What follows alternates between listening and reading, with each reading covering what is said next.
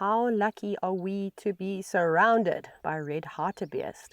But right now, a woodland kingfisher is really stealing the show.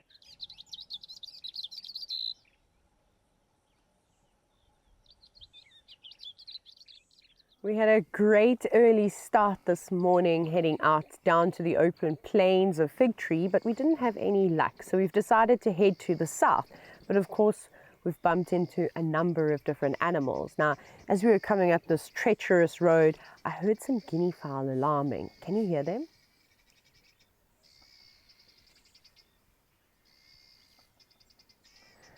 Now, birds, of course, will alarm for a number of different predators. And I was hoping that it would be a female leopard with two tiny cubs, but it's not. It's an African hawk eagle sitting up on the top of a dead tree.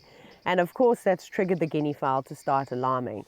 And these African hawk eagles will most certainly prey on ground-dwelling birds of any kind, so a guinea fowl would make a great breakfast. But the fact that they have seen this bird, and I suspect that they've all tucked themselves under a tree or a shrub so that the eagle can't dive down and grab one of them, maybe better luck a bit later for the African hawk eagle.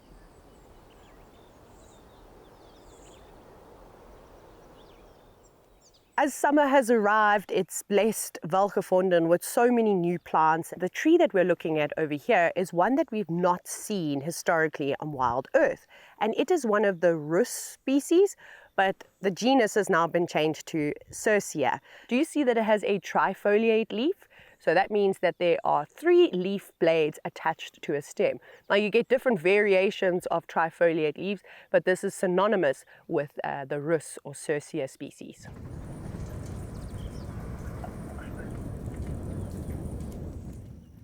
How lucky are we to be surrounded by red hartebeest? It looks like the male is this individual just at the back, but closest to us, and the rest look like they're all females. And sadly, there's only one little red hartebeest amongst all the adults.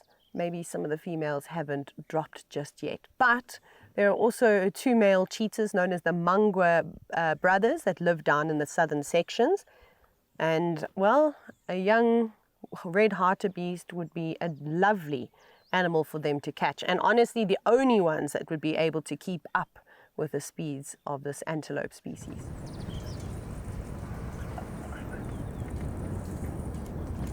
Finally, after almost a week of chasing this bird, we've managed to find the Cape grassbird, and it is beautiful. I actually thought it would be a little bit bigger, but just some ID features that stand out to me is that white supercilium, that white eyebrow, the sort of rufous head, and then it's got a stripe going just below its bill. There it goes, wow, that's so special. A quick glimpse, but at least we finally got it, and it actually looks like there are 2 of them there. Lifer for Gert and I, which is very exciting. But we'll go down and across the bridge, and maybe they stick around and we can have another look at them.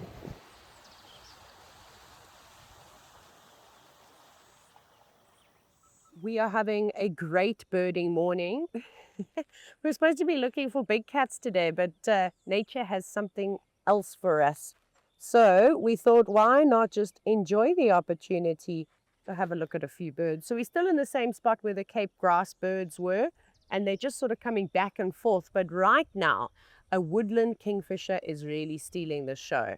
Now, if you're wondering about the woodland kingfishers and why they're right next to the water but not actually catching fish, it's just because they predominantly eat a lot of insects.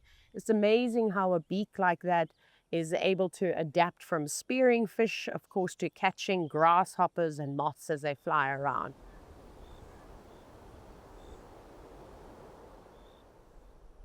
We've been spending a lot of time down in the Tayla Valley, and we're not just looking for the strawberry or erythristic male leopard, but in fact, we have been infatuated with all the dragonflies that have been buzzing about. And of course, the damselfly, specifically the dancing jewel, which is a species that I've never seen before, but it is so captivating to look at. And they've been the best subjects to photograph and film because they don't seem to want to fly away. It's almost like we've habituated them. But of course, I'm just joking. Finally, a decent view of a distance ground agama. We've been seeing them everywhere, but they're so fast. And naturally, they like to live on these rocky outcrops. Firstly, there's lots of hidey holes for them to escape danger, but the rocks retain so much heat, and reptiles, of course, rely on ectothermic energy, so they aren't able to regulate their body temperatures. It is so hard to spot these agamas because, as you can see, this one is so camouflaged. It's not one solid color. It actually blends in, and it almost looks like it has lichen on its back, which would help break up the sort of solid shape. And these rocks have got plenty of different lichen species. So I think that's a lovely adaptation to living around in this environment. It was a tough day out in the field. The sun is baking down, and well, I feel a little bit sunburnt, and I probably should have drank a bit more water. But we were spoiled with different plant species and, of course, so many birds. Gert and I are overwhelmed with joy. We're finding the Cape grassbird, and there's still a couple more lifers we can add to the list. But thank you again for joining us, and we'll see you next time.